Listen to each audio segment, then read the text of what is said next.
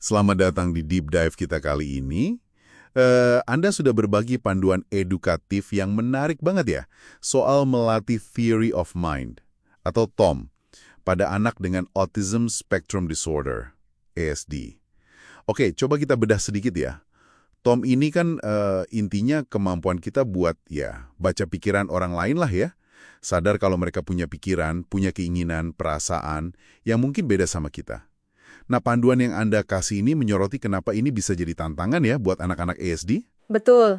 Kadang mereka agak sulit menafsirkan isyarat sosial. Atau ya kayak contoh di panduan itu kok temennya tiba-tiba nangis gitu. Kenapa ya? Iya, dan yang menarik dari panduan ini menurut saya, dia nggak cuma berhenti di masalahnya aja, tapi langsung kasih solusi praktis. Oke. Fokusnya tuh jelas banget ke apa yang bisa Anda lakukan. Nah, jadi misi kita di Deep Dive singkat ini, ya mari kita coba tarik nih, strategi apa aja yang paling efektif dari materi ini. Setuju. Panduan ini memang ngasih beberapa metode kunci ya. Ada yang namanya social story atau cerita sosial. Di panduan ada contoh bagus tuh soal giliran bicara. Bunyinya kira-kira, kadang aku mau ngomong terus, tapi temen juga mau ngomong. Kalau aku tunggu giliran, teman senang. Nah, ini kan langsung ngasih semacam contekan sosial gitu ya. Iya, betul. Pemberian skrip yang eksplisit, yang jelas gitu seperti yang disarankan panduan itu memang sangat membantu. Karena aturan sosial yang buat sebagian orang mungkin otomatis ya, intuitif, itu bisa jadi membingungkan atau ya nggak jelas lah buat anak dengan ASD. Jadi cerita sosial ini ngasih struktur, bikin jelas. Mengubah yang tersirat jadi tersurat ya. Persis, menerjemahkan yang implisit jadi eksplisit. Oke, dari skrip tertulis, panduan ini kemudian menyarankan untuk lanjut ke latihan yang lebih aktif, lewat role play atau bermain peran. Nah, ini dia. Contohnya juga ada di panduan. Terapis mungkin bilang, ayo main bola. Terus anak dilatih ngasih respon sosial yang pas. Misalnya, ayo. Atau latihan nebak perasaan dari kartu gambar muka, gitu. Betul, role play itu kayak bikin laboratorium sosial yang aman gitu ya. Laboratorium sosial? Anak bisa latihan merespons, latihan mulai duluan, atau baca situasi sosial tanpa tekanan. Tanpa konsekuensi kayak di dunia nyata. Jadi ini kesempatan buat nyoba, belajar dari salah, tapi di lingkungan yang aman dan mendukung. Panduan ini juga kelihatannya sangat menekankan penggunaan alat bantu visual ya, kayak kartu ekspresi dan emosi itu. Oh iya, itu penting. Ini kan alat bantu yang bagus ya, bikin konsep abstrak kayak perasaan jadi lebih kelihatan gitu. Lebih konkret, mudah dipahami. Bener. Dan satu lagi nih yang kayaknya diulang-ulang terus di panduan, pentingnya latihan di rumah. Ah iya. Manfaatin momen sehari-hari pakai bahasa yang simpel aja. Misalnya nanya, menurutmu dia lagi ngerasa apa ya? Terus sesi latihannya singkat, tapi sering. Mungkin cuma 5-10 menit ya. Persis. Konsistensi sama membuatnya menyenangkan.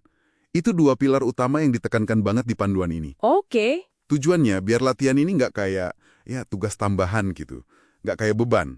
Tapi nyatu aja sama interaksi sehari-hari. Jadi bagian dari main dan ngobrol biasa ya? Betul. Nah, soal kemajuan, panduan ini juga ngingetin kita buat sabar. Tanda-tanda awal tuh mungkin bukan perubahan yang drastis banget. Bisa jadi cuma berupa anak mulai nanya kenapa soal perilaku orang lain, atau nunjukin empati sederhana, kayak nyoba nenangin temen yang sedih. Ini proses ya, bertahap. Jadi, kalau kita rangkum nih, intisarinya. Pesan utamanya dari panduan yang Anda bagi ini berarti kemampuan Tom ini, kemampuan memahami sudut pandang orang lain ini, itu bukan sesuatu yang kaku ya. Nggak statis, betul. Bisa dilatih, bisa diasah, bisa dikembangkan. Lewat pendekatan yang yaitu tadi sabar, kreatif, konsisten. Pakai alat bantu konkret kayak cerita sosial, role play, kartu visual yang tadi kita bahas. Iya. Dan kalau kita tarik ke gambarannya lebih gede lagi ya, pemahaman ini kan ngasih Anda, entah Anda orang tua, terapis, guru, atau siapapun yang peduli, semacam kerangka kerja.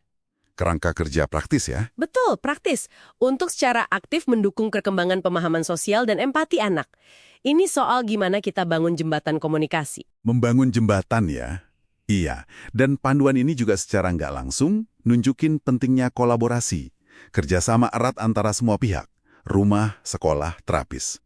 Biar pendekatannya sejalan, dampaknya maksimal. Nah, ini ada pemikiran terakhir nih buat Anda bawa pulang. Semacam refleksi yang muncul dari panduan ini, tapi mungkin nggak secara eksplisit dibahas di dalamnya ya. Oh, apa itu? Setelah kita banyak belajar nih, fokus gimana cara melatih anak dengan ASD untuk memahami perspektif orang lain, seberapa sering ya kita sebagai orang dewasa di sekitar mereka berhenti sejenak, berhenti buat berusaha lebih keras, memahami dan menghargai perspektif unik dari anak dengan ASD itu sendiri. Menarik. Ini kayak cermin dua arah gitu ya. Sesuatu buat direnungkan lebih lanjut lah. Iya, poin yang sangat bagus. Oke, terima kasih sudah bergabung dalam Deep Dive kali ini.